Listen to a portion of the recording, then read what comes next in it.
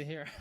I mean, yeah, we're drilling down pretty heavily into like what it means to be a tank player, and I think talking about it is good, but I kind of want to see some more of it in action. I mean, Dion, we have, I mean, I can see it here on the little preview screen, but our next map is really incredible, and it really captures, I think, the vivacity and vibrance of a region of the world that's really known for it. Talk to us through this map that is Rio. Yeah, so Rio, another map we wanted to do for a long time. We have several artists on the team that spent a part of their life there, so it's pretty fun to kind of dive in and see this Overwatch version of Rio, the beautifully painted favelas, colorful, vibrant club. You get to visit where Lucio's club is. The team loves going to Brazilian barbecue, so one of the spawn rooms is a Brazilian barbecue place. You know, it's another map. We're just having a lot of fun creating different details and this aspirational version of this location for Overwatch 2. And it's a brand new payload here too. You guys saw earlier. It's a pretty fun carnival float.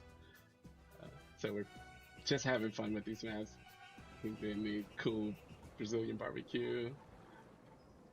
It's fun and sunny and colorful. And I think it's a map that feels like Overwatch when you play it, you know? I mean, already that sort of signature vibrance that, you know, so many of, Overwatch's maps have been credited for is there. Can you, obviously, I don't want you to give away too much of the story, but is there a context here? Like, where are the attackers starting from? Because I see some beach, I see different landscapes sort of getting fleshed out here as we go through the map. Okay, so the defense actually starts in Lucio's home. So, yeah, obviously there's a story layer to Overwatch that we want to tell. So Lucio plays a big part of that. So you get a little hint of where we're going with that, but we're not talking too heavily about it. Also, Lucio's club is it's kind of a community place. So it's a place, if it was real, people can come there for free. He's a community guy. We wanted to showcase this with this gigantic kind of sci-fi club he has. Yeah, it's connected to the story of Overwatch. We'll just have to wait and see how closely Rio plays into the game. You saw a little bit at BlizzCon a while ago, but there's definitely more.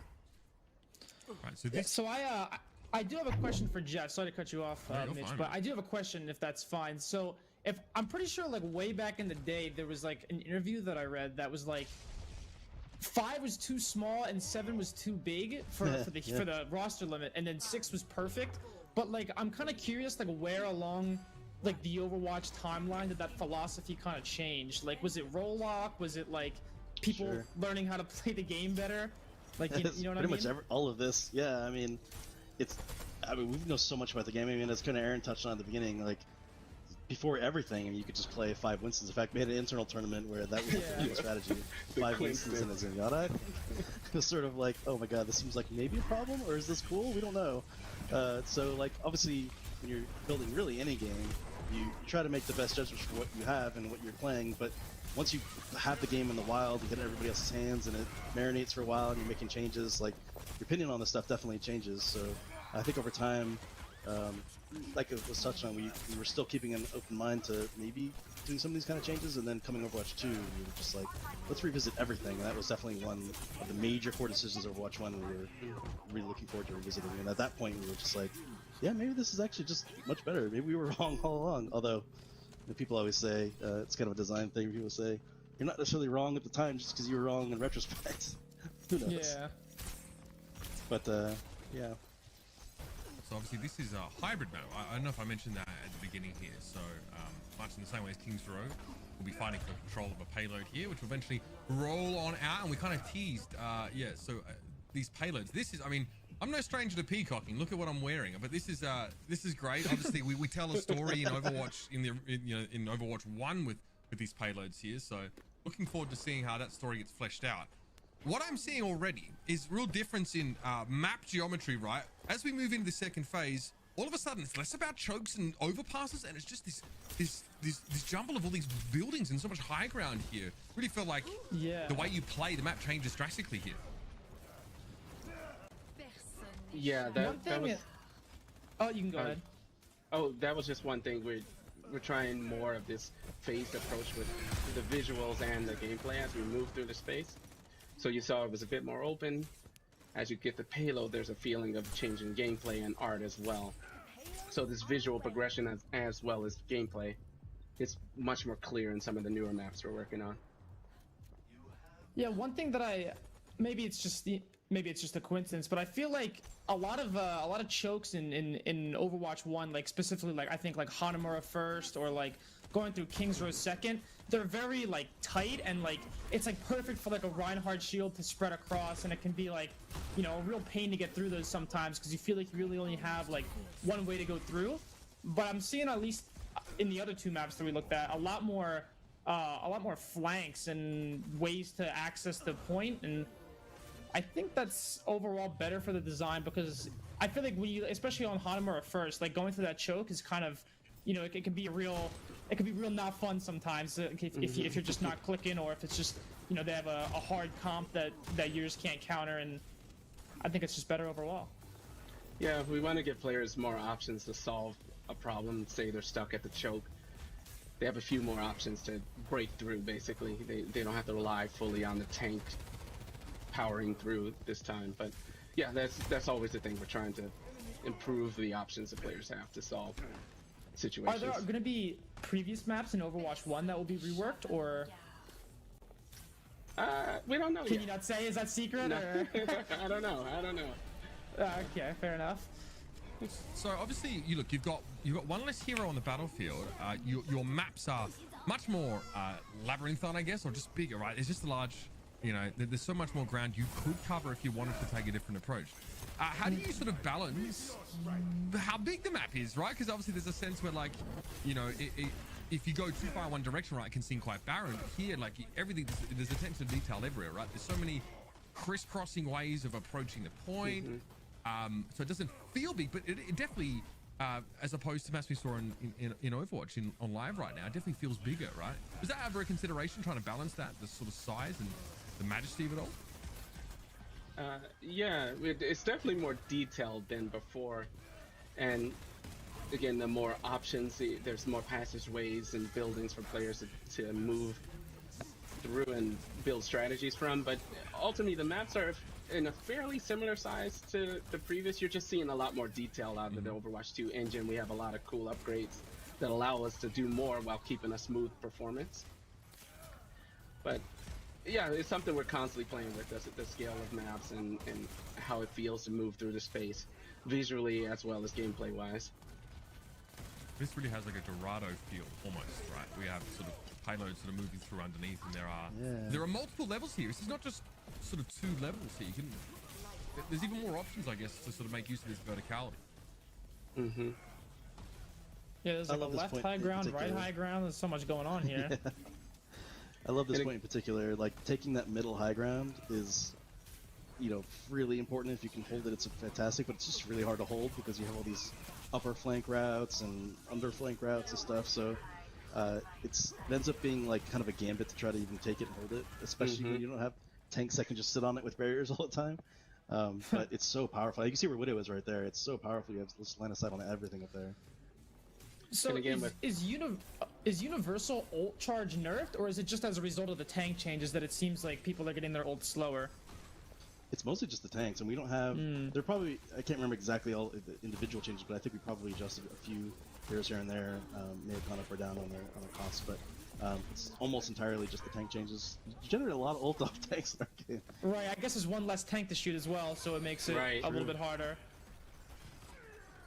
Although looking at Widow is an interesting example. We haven't adjusted the snipers too much yet, but we're keeping a really close eye on them because a lot of what sort of controls snipers is the fact there's all these barriers you can't shoot through. When you're playing as Widow against a comp that is, you know, like back in the day when it was like Wrecking Ball only or something like that, like you definitely are a lot more powerful. So we have to make sure that they don't get out of control. I feel like on some of these choke points, it's definitely a lot more wider than some other maps, and I feel like you know, if unchecked, some certain Widows could do a lot of damage. Yeah. So yeah, it's just yet another thing we got to keep an eye on with change like this. Right. I mean, you know, we talk about how sort of tanks have changed now to sort of allow them to be more multi-purpose or sort of fill a broader spectrum of roles.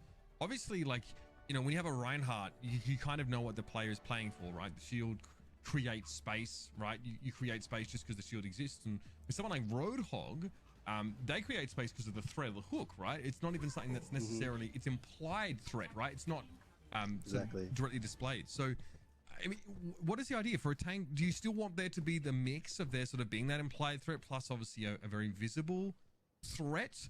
You know, has it changed the way you think about how tanks create spaces now? Obviously, all tanks have to be able to do that to some degree, regardless if they have a shield or not. Yeah, absolutely, and obviously also impacts new hero design. Working on new heroes, how they're going to interact with creating space and defending their team. Certainly, looking at Arisa's not being played here for a reason because we're looking at her really heavily. Any hero that has sort of just the really kind of heavy static slow defense are the ones we're kind of trying to hit the hardest first. And then just that alone already makes Roadhog shine a little bit because he's not being compared to the huge barrier Reinhardt. But certainly, should have healed there first probably, but he went for it. Yeah, so like there's a lot of changes we can make now in this world that would have been really scary to make before, especially in regards to cooldowns. So like Roadhog used to have a much faster hook way back in the day. Maybe we could bring that back, especially in a world where all the tanks are pretty aggressive, so it doesn't feel like it's super crazy. We still want to make sure there's enough like counterplay. You don't want to feel like I made him dodge the hook and then we had no opportunity to attack because he just hooked again right afterwards. So it's certainly a balancing act, but a lot of the tank sort of tankiness can be just in the hero themselves now, because if you get to go in and be threatening, like with all this extra damage, and just be hard to kill, you're just creating space by existing. What an animal. Obviously, Super, I'm curious to get your opinion here. Obviously, as someone who plays tank, right, and you'll play main tank as we called it, or off tank. What is it that makes you sort of feel most powerful when you're playing tank? Right, because obviously all the heroes offer something so different, each of them. But can you narrow it down to something? What makes you feel like MTD feel? Yeah, I feel like a lot of it comes down to like decision making, right? And a lot of that currently is kind of based off of the fact of what your second tank is doing, which is obviously no longer a thing because there's a removal. And I feel like this is really gonna have to rely a lot more on like your supports keeping you a lot more alive as opposed to like your off tank or secondary tank, being in coordination with you. Because the supports now, they only have to focus on one tank in particular. As opposed to, having to split it between two. And I feel like that's probably gonna have to give a lot more, tanks are gonna have to play a lot more, I guess, assertive, because they can't really rely on their other tank to make the decisions for them, or like to help them out in that way. I feel like it definitely changed. I know there's a good handful of players who their selection of tank really boils down to their capacity to deal damage. Like a lot of times you'll see them, right? You get these weird sort of Sigma Zarya comps, or you see like a lot of people just like playing Roadhog. That's their favorite tank because he does damage. Trying to make a player feel powerful on tank without just doing damage requires you to really think much more about game design. That's what I kind of wonder. Like, outside of just doing a ton of damage, how do you sort of balance a tank to make them feel powerful without just pumping numbers into their primary fight? Yeah, I feel like that's probably a design philosophy that I'm maybe not qualified to talk about. That's convenient because I wasn't actually asking you, but you can weigh in on it first. Okay, yeah, I'll stop speaking. That's good. No, that's good. I'll stop speaking. I'm curious where you're getting this, but yeah, I mean, a lot of it's like we're talking about with just options, and like Super mentioned, like we just want to make sure that that's kind of the point of the Zarya change, is just giving her more flexibility and more options. So I mean, it happens to be she also generates a crap load more energy and is way scarier, does more damage in this case. We may have to rein that in a little bit. She was already running out on that last little bit there with like 80% and then 100%, so you can see it's pretty aggressive. But yeah, it's definitely just trying to create really interesting playmaking opportunities and just strategic thought, and I think that's where a lot of people kind of like to have the tanks exist, where it's, if you really want to just click heads, there are probably better options out there. I don't think we're likely to make any kind of like sniper tank out there or anything like that, because there's a lot of other opportunities for that. We'd like to try to keep the tanks like I was mentioning with the crowd control changes as an example of this. We like to keep the tanks being the ones who are primarily able to do crowd control. And that's also with only being one tank now, it means still there's going to be a lot less crowd control in the game in general, but still allow them to sort of flex that particular element. Right, so you talk about obviously taking a little bit of that away from May, but obviously it's still something that, you know, you feel like you could include in the game. It almost feels like it's a more moderated approach to it now, because tanks can be the ones that bear a lot of that sort of crowd control potential. It just means that there's, you know, now it's just that one hero on the battlefield that really is able to produce so much of it outside of, you know, 5 different forms that are coming in. So it feels like almost responsibility as a tank player is almost kicked up a notch there, because you got to be a jack of all trades in some cases. Especially if crowd control gets reduced to a point where you're looking for to counter something specific, like you're looking for Genji blade that then you know is ready, and you need to, let's say you're playing Hog, you like really want to land that hook when he comes in. It's a really big game changer if you land it. So sort of like make sure it's up and then you save it and try to keep an eye on him. And conversely, if you're a character who is really watching for, you know, like Reaper or something like that, wants to get his ult off, but you want to make sure you're not going to get stunned, it's a lot easier to sort of track who's can stop you. You know, you're looking for their tank and looking for, rather than looking at the whole enemy team. It's kind of like when you're Zarya trying to ult and you're watching T.Va really close because you don't want to have it eaten, and that's what you're most concerned with as far as timing goes. It's like that with more CC in general, I think. This guy's nuts on Roadhog. Yeah. even with sort of less knockback, Ryan obviously being as close as he was to the whole hog just sort of gets knocked away.